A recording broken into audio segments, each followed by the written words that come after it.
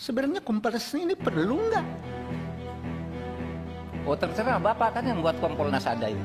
Iya, yang saya Kan tanya. DPR yang buat. Ya, Kalau kalau mau menurut saya, dibubarkan, kalau bubarkan kapasitasnya cuma jadi juru bicara, Iya. seperti itu ya tidak perlu ada Kompolnas. Ya silakan Pak. Nanti disimpulkan aja habis rapat ini. Oh iya, Kalau nanti kita bubar, simpulkan. terserah aja. Oke, kasus KM50 gimana Pak? Bapak pernah bikin catatan itu kepada kepolisian? Saya pernah kirim surat langsung. Ya jawabannya apa? Itu urusan Kapolri. Saya sebagai Jawabannya, Menko Polhukam tidak atau ada Kompolnas. jawaban Ini apapun, nggak hasil penting ya, Pak? penyelidikan tindak lanjuti resmi Pak, tertulis Pak. Ada Masa tindak saya lanjut nggak boleh dong? Ya boleh. Enggak, Ada kalau tindak soal lanjut nggak, Pak? implementasi di Polri jangan salahkan saya. Loh, tidak disalahkan Pak. Kita ini kan bernegara. Yang saya tanya adalah tugas Bapak itu direspon nggak? Kalau tidak direspon, maka benarlah tidak perlu ada Kompolnas. Gitu Pak. Kita nggak percaya polisi. Polisi kasih keterangan kita pada publik. Publik kita ini udah ditipu juga kita ini kan. Dari publik dibohongi oleh polisi. Maka mestinya Kapolri diberhentikan sementara. Pertanyaan Dewan wajib hukumnya untuk dijawab. Kami bertanya dan Bapak harus menjawab itu. Kan bahwa ada bintang 3 yang akan mengundurkan diri ketika kasus ini ketika tidak mentersangkakan, ya kan, FS kan begitu. Saya ingin minta yang sebenarnya dari Pak Mahfud, ya kan, siapa bintang 3 itu dan terkait masalah apa? Saya hanya akan menjelaskan itu kepada dua pihak. Satu kepada Kapolri, yang kedua kepada Presiden. Nggak bisa ada orang memaksa saya. Pertanyaan saya, Bro, tadi saya nggak mau ngomong, Pak. Bagi saya itu menyakitkan. Menyakitkan tatkala dikatakan DPR terima amplop coklat. Dengan sebelum dimulainya, izin teman-teman, mari kita dengarkan para izin lembaga. interupsi Ketua. Oke. Interupsi dulu.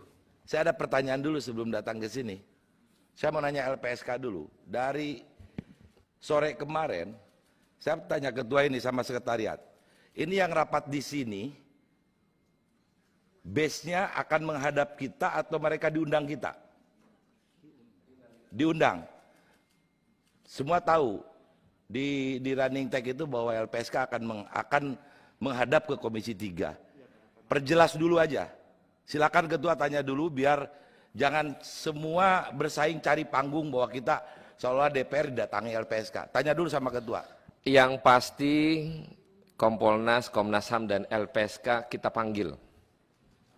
Tanya dulu LPSK yang mereka rilisnya adalah mereka ini datang ke sini akan menghadap bukan diundang. Tanya dulu sama ketua. Pak Ketua, silakan dijawab Pak Ketua. Terima kasih. Kami sebenarnya tidak mengeluarkan rilis apapun sebenarnya. Kalau ada istilah, apalagi istilah menghadap ya. Tapi barangkali mereka tahu bahwa LPSK diundang dan kemudian akan hadir, itu saja. Tapi sama sekali tidak ada rilis dari LPSK. Diperjelas aja, Bapak tidak mengeluarkan rilis itu sama sekali. Karena di semua running tag itu LPSK, hanya LPSK nih akan menghadap Komisi 3. Padahal setiap rapat isi adalah kami yang mengundang. Gitu kan ketua? Oke, kita perjelas bahwa kami mengundang LPSK ya Pak ya. Jangan sampai diputar balik seolah-olah Bapak menghadap ke kita. Karena jangan sampai isu beredar terkait dengan DPR yang hanya diam saja, DPR terima suap dan segala macam, maka hari ini kita semua mendengarkan apa yang terjadi dan apa yang berproses perkara yang mengakibatkan hilangnya nyawa orang lain. Nah maka itu untuk mempersingkat waktu, karena Pak Kompolnas akan beranjak di rapat ini. Kalau boleh kami tahu running text di TV mana ya Pak? CNN, TV One semua bahwa LPSK akan menghadap ke Komisi 3. Itu dari sore kemarin sampai malam terus itu Pak. Ya. Oke, kalau gitu Pak Kompolnas, Pak Mahfud silakan mendahului untuk menjelaskan yang menjadi pertanyaan kita. Terima kasih Pak. Enggak Pak, saya kira enggak apa-apa mulai urutannya yang telah ditetapkan. Enggak apa-apa, kita yang minta Pak. Enggak apa-apa Pak. Kita yang minta Oh, Bapak. saya dulu. Oke. Baik. Terima kasih. Assalamualaikum warahmatullahi wabarakatuh. Saudara pimpinan Komisi 3 dan para anggota Dewan Perwakilan Rakyat dari Komisi 3. Ketua, izin interupsi Ketua. Ini kita sudah masuk ke dalam rapat. Sampai sekarang kita belum dapat dari bahan dari Kompolnas. Informasinya karena Kompolnas belum mau mengeluarkannya. PDF-nya apapun juga kita belum terima. Jadi kalau bisa bagaimana kita mendengarkan atau mengikuti rapat ini kalau tidak ada bahannya. Terima kasih pimpinan. Ya baik. Gimana Pak? Dikasihkan aja yang kemarin. Yang ini. Mana sekretariat? Kan bisa ditayang juga sekaligus ya.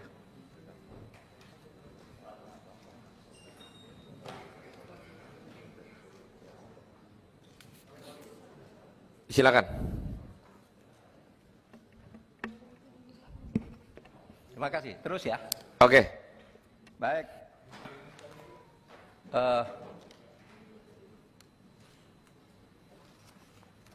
Bapak-bapak sekalian, saya teruskan sambil menunggu Pak ya, sambil menunggu tayangan. Mestinya keliru ini kalau bahannya tidak diberikan lebih dulu. Kompolnas itu mempunyai dua posisi atau dua sikap terhadap kasus ini yang berubah dari skenario pertama dan skenario kedua. Jadi ketika peristiwa ini diumumkan tanggal 11 itu Kompolnas itu langsung bergerak. Saya sedang berada di Mekah, langsung bergerak ke TKP dan Pak Bene di situ mendapat penjelasan bahwa ini terjadi tembak-menembak dan kemudian ada korban dan yang menembak Eliezer, Barada Eliezer seorang ahli tembak dan korbannya Joshua tembak menembak. Nah saudara, Kompolnas semula bergerak di situ. Tetapi waktu itu saya dari Mekah, dari Madinah, tanggal 13 saya melayani wawancara dengan sebuah televisi. Nampaknya itu tidak masuk akal yang diumumkan oleh Polri. Saya kira masih terekam di situ. Saya bicara dari Madinah lewat kalau tidak salah CNN Indonesia atau iNews gitu ya. Itu tidak masuk akal antara penjelasan dari fakta ke fakta itu kaitan sebab akibatnya itu tidak jelas. Kalau hukum pidana itu kan harus ada kalau ini dan seterusnya. Ini tidak masuk akal saya bilang. Sebab itu sangat meragukan. Tetapi dari TKP Pak Bene Mamoto dan kawan-kawan tetap berpegang pada skenario itu. Nah sesudah saya pulang, saya panggil melalui video conference semua anggota Kompolnas. Saya tanya apa sebenarnya yang terjadi. Skenarionya tanggal 17 Juli itu masih skenario pertama, basis skenarionya bahwa terjadi tembak-menembak. Sementara sudah beredar di luar. Ini Kompolnas dan Komnas HAM ini kok sepertinya tidak sensitif terhadap suara dari luar. Saya panggil Pak Bene Mamoto bersama Bu Pungki berdua ke rumah saya. Itu tanggal 24 saya panggil. Pak, gimana perkembangannya? Anda yakin nih? Ya Pak, itu dari lapangan, kami dapat dari lapangan. Oke, penyelidikan lain apa? Ya belum, semuanya harus dari situ. Nggak boleh masuk, nggak boleh tanyain itu. Semuanya, oke saya bilang. Ini ada isu di luaran bahwa Kompolnas dan Komnas HAM, saya bilang Komnas HAM maaf ya, saya bilang ke Pak Bene maksud saya, Komnas dan Komnas HAM ini sudah di-steer oleh sebuah skenario, saya bilang. Katanya udah ada yang dipanggil dan diarahkan untuk jawab gitu. Nah disitulah Bu Pungki lalu menjawab, itu saya Pak. Itu saya yang dipanggil oleh Pak Ferdi Sambo. Terus, ya dia hanya nangis saja bilang, Mbak Pungki, saya ini didolimi, istri saya dilecehkan. Kalau saya di sana saya tembak sendiri dia. Ini kata Mbak Pungki, nih kata Mbak Pungki. Nggak ada kata tembak sendiri. Oke, saya bilang. Terus siapa lagi? Saya bilang. Saya dengar dari, karena sidang DPR ya, saya buka aja. Saya dengar dari Komnas HAM juga. Siapa? Khairul Anam katanya. Dan izin, Pak Mahfud. Iya. Kompolnas, Pak Mahfud sebagai Menko atau Ketua Kompolnas yang dalam hal ini bisa panggil Komnas HAM itu alasannya apa? Atau memang wewenang tugas Bapak bisa panggil Komnas HAM beserta Kompolnas untuk itu? Oh enggak, saya enggak pernah manggil, koordinasi aja seperti dikatakan oleh Pak Taufan, kita koordinasi terus gitu. Nah, saya enggak manggil, Khairul Anam itu telepon dulu. Nah, lalu dia mau ketemu, menjelaskan. Saya kira kalau itunya enggak terlalu penting lah, koordinasi kita sudah berjalan terus. Koordinasi biasa? Koordinasi biasa, tukar informasi biasa, sering ke rumah juga, makan-makan kita, karena kita punya kepentingan tugas yang sama. Itu suatu kewajiban Pak Khairul Anam, Komnas HAM dipanggil sama beliau, suatu keharusan atau bentuk komunikasi saja atau gimana? Komunikasi, Pak. Itu. Ada pertanyaan loh, seorang Menko manggil Anda, secara institusi Anda disetujui sama komisioner lain enggak? Iya, misalnya kami yang sekarang paling intensif koordinasi adalah soal penyelesaian Papua. Koordinasi sama komisioner Anda yang lain enggak? Soal koordinasi. Itu urusan pribadi atau urusan institusi? Institusi, Pak. Koordinasi, iya, koordinasi. Soal misalnya tahapan kami penyelesaian Papua. Itu dilaporkan enggak ke internal Anda hasil pertemuan dengan Pak Mahfud? Iya, dilaporkan, Pak.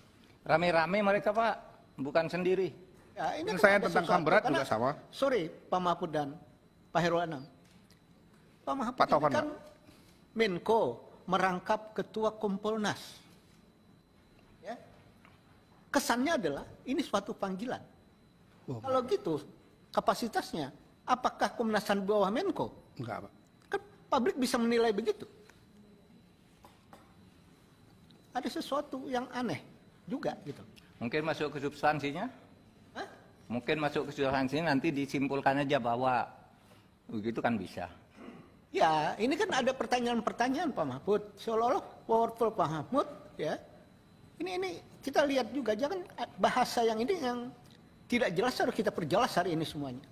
Jadi jangan sampai seolah-olah komunikasi biasa, seolah-olah bahwa Kompolnas membawahi Komnas HAM atau Menko Polkam membawahi Komnas HAM. Ini kan jadi salah kalau persepsinya itu. Makanya saya bertanya, ini koordinasi biasa atau sesuatu kewajiban atau apa? Enggak, Pak. Koordinasi biasa, Pak. Tentang HAM berat misalnya kita juga koordinasi. Tentang Paniai yang terakhir juga kita koordinasi, Pak.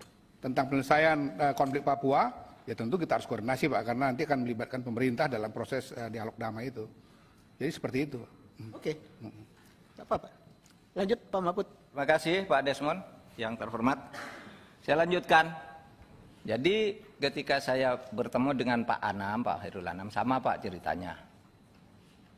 Pak, saya betul-betul ketemu dengan Pak Sambo, tapi saya tidak berpengaruh sama sekali. Saya tetap profesional. Gini. Terus gimana, Cik? Sama Pak Khairul Anam itu, Pak Khairul Anam sambil berdiri di tempat saya, berdiri di keliling gitu, berdiri betul. Begini loh Pak Sambo. Saya ini dianiaya gitu-gitu, bolak-balik. Sudah ditanya ada apa Bang? Enggak tahu. Enggak menjelaskan apa-apa, hanya bilang dianiaya. Didolimi, istri saya dilecehkan. Itu yang saya dengar.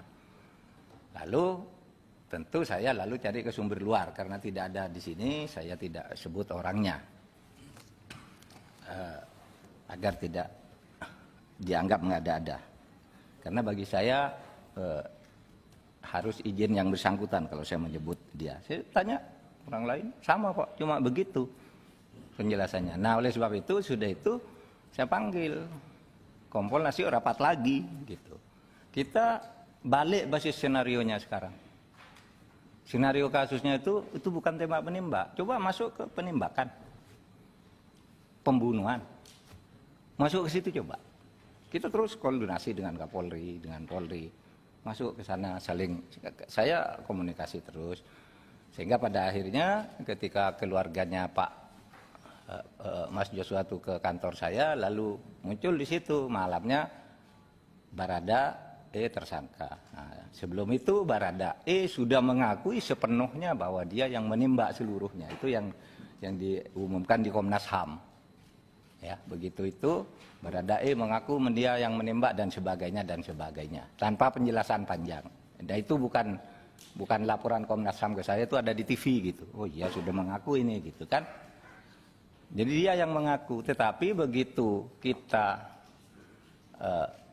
bicara-bicara tentang ini tidak bakal bisa menurut laporan Pak Beni Mamoto ke saya, Pak ini tidak akan bisa dibuka kalau gitu. Ini tidak diadakan bedol deso. Kenapa? Semua tempat kejadian udah diacak-acak. Ini udah ganti, ini ganti, sudah tambah barang ini dari yang olah TKP pertama. Lama itu. Kapolri rupanya punya pikiran yang sama. Sehingga lalu diadakan bedol deso. Pada saat itu juga Barada mengaku bahwa sesudah dipisah dia dari komunitas. Dia ngaku, saya karena diperintah. Nah besoknya kan tidak bisa mengelak juga, akhirnya jadilah juga pengakuan dari yang bersangkutan. Nah kerja kompolnya sampai di situ aja gitu. Artinya kalau misalnya terjadi pembicaraan yang berulang itu kan sebenarnya hanya rekaman lama di setel lagi, diubah kalimatnya gitu. Sebenarnya kalau mau bicara yang dengan saya, Kompolnas itu hanya terbatas beberapa kan, cuitan saya. Itu kalau ada yang beda dengan itu sudah. Pak Mahfud, sebentar saya helak. Kan selama proses yang luar biasa perkara ini melelahkan Republik ini, kan ada ungkapan Pak Mahfud tentang hanya bisa didengar oleh orang dewasa. Tweet-tweet Pak Mahfud ini mengundang pertanyaan banyak orang, dan akhirnya keramaian ini terus menerus melelahkan. Kan nggak mungkin Republik ini hanya ngurusin kasus tersangka Ferdi Sambo. Maka itu kiranya Pak Mahfud untuk menyampaikan apa sih yang Pak Mahfud sampaikan tentang menjijikan lah, atau hanya orang dewasa lah yang mendengar informasi ini. Silakan Pak Mahfud. Saya mengatakan itu, jadi begini, ketika kita menyampaikan ke publik terima kasih kepada Kapolri sudah sama, sekarang bayinya sudah lahir, sudah selesai. Silakan kerja, Kompolnas sudah selesai sekarang untuk mengangkat bayi itu bersama-sama. Lalu ada wartawan TV One, Pak motifnya apa? Kan Kapolri sudah mengumumkan soal motif nanti di dalam. Pak motifnya apa? Gitu. Tanya ke saya, jangan tanya ke saya, kalimatnya kan, jangan tanya ke saya kalau motif, ya. Jangan tanya ke saya kalau motif, itu biar nanti oleh penyidik, ya. Biar penyidik nanti yang mengkonstruksi bagaimana. Mungkin itu belum diumumkan, kan gitu. Mungkin itu, ada kata mungkin. Mungkin itu belum diumumkan karena hal-hal yang hanya boleh didengar oleh orang dewasa, gitu. Saya kira saya tidak bicara menjijikkan di sudut itu, di ketempatan lain, gitu. Jadi begini, saya sudah jelaskan pertanyaan itu kepada Kompas TV, Budiman. Iyalah, masa saya suruh menjelaskan begitu? Itu orang dewasa katanya itu pelecehan. Pelecehan itu kan ada prosesnya. Maaf saya bilang, apakah buka baju, apakah menunjukkan barang tertentu, atau bagaimana pelecehannya. Itu mungkin hanya boleh didengar oleh orang dewasa. Lalu laporan kedua perkosaan. Gitu kan? Lalu gimana memperkosanya? Masa saya suruh menjelaskan? Tanya ke polisi dong. Dan itu nanti pasti dibuka oleh polisi, saya bilang. Saya sudah koordinasi, dibuka aja, saya bilang. Jangan ada yang ditutupi, gitu. Jadi penjelasannya itu aja. Saya enggak tahu menjijikan itu apa, gitu ya. Itu soal yang berbeda. Izin pimpinan, Pak Mahfud. Ya. Tugas Kompolnas itu apa? Diperjelas, Pak. Tugas Kompolnas itu apa sih sebenarnya? Sangat ya. Saya ini Menko Polhukam. Ya. Ex officio Ketua Kompolnas. Kompolnas itu ikut mengawasi memberi rekomendasi tapi saya Menko Polhukam yang harus menerjemahkan setiap yang dikatakan presiden kepada publik. Misalnya gini, kalau sudah presiden bicara ke publik, menteri itu enggak usah tanya lagi. Yang saya tanya bukan Menkonya, Pak. Tugas Kompolnasnya. Seandainya ini kan ex officio, tapi Kompolnas pokoknya itu pengawas eksternal. Ya. Pengawas eksternal Polri. Eksternal atau internal? Pengawas eksternal Polri. Jadi dia mitra. Ya. Saya waktu ketemu pertama sebagai Kompolnas, saya bilang Kapolri saya tidak akan menjadi seperti Kompolnas dulu, seperti musuh. Kita kerjasama aja. Kalau kita punya masukan kita sampaikan. Kalau Bapak ada keluhan apa pertanyaan Kompolnas sampaikan. Itu sejak awal Kapolri dilantik saya bilang begitu. Ketemu dengan Kompolnas. Oleh sebab itu kita menempatkan diri sebagai mitra. Oke. Itu aja. Pak, kalau posisi sebagai mitra, ya, apa bedanya dengan DPR? Sama saja. Sama saja dengan LSM, dengan media kan juga sama aja, boleh bicara apa saja. Tidak mampu melakukan atau tidak punya perangkat untuk melakukan penyidikan. Dalam hal ini maka Bapak berdiskusi dengan Komnas HAM, saya paham. Tangan Komnas HAM harapannya bisa menginformasikan sesuatu kepada Kompolnas. Saya paham. Iya. Persoalannya adalah pada saat salah seorang anggota Kompolnas cuma jadi PR saja atas keterangan Polres Jakarta Selatan, ternyata itu salah. Ini kan luar biasa. Iya. Nah, luar biasa inilah dalam catatan sebenarnya Kompolnas ini perlu nggak? Oh terserah Bapak kan yang buat Kompolnas ada ini. Iya, yang saya Kan tanya. DPR yang buat. Iya. Kalau Kalau mau menurut saya, dibubarkan, kalau bubarkan kapasitasnya cuma jadi juru bicara, Iya. seperti itu ya tidak perlu ada Kompolnas. Ya silakan Pak. Nanti disimpulkan aja habis rapat ini. Oh ya, Kompolnas nanti kita bubar, simpulkan. terserah aja. Ya makanya kita panggil Bapak dalam rangka apakah Kompolnas diperlukan untuk melakukan pengawasan eksternal kepolisian. Ternyata kenyataannya, ya cuma juru bicara, ya tidak punya tangan untuk melakukan penyidikan, atau ada pengalaman yang perlu Pak Mahfud ceritakan. Sementara ini ada ndak masukan, catatan itu direspon positif oleh kepolisian. Banyak kasus. Pak. Banyak. Contoh. Oke, kasus KM50 gimana Pak? Bapak pernah bikin catatan itu kepada kepolisian? Saya pernah kirim surat langsung. Ya jawabannya apa? Itu urusan Kapolri. Saya pernah, saya sebagai Jawabannya, Menko Polhukam, tidak Ketua Kompolnas. ada jawaban ini apapun, nggak hasil penting ya, Pak? penyelidikan tindak lanjuti resmi Pak, tertulis Pak. Ada Masa tindak saya lanjut diam? nggak, Pak? Boleh dong. Ya boleh. Enggak, Ada kalau tindak soal lanjut nggak, Pak? implementasi di Polri jangan salahkan saya. Yo tidak disalahkan Pak. Kita ini kan bernegara. Yang saya tanya adalah tugas Bapak itu direspon nggak? Kalau tidak direspon maka benarlah tidak perlu ada Kompolnas. Kalau direspon berarti ada Kompolnas. Polri semakin maju kan begitu Pak? Kita Ya, kan silakan. bernegara Pak. Silakan Bukan aja menang-menangan. dinilai, Pak. Jadi jangan menang-menangan Pak.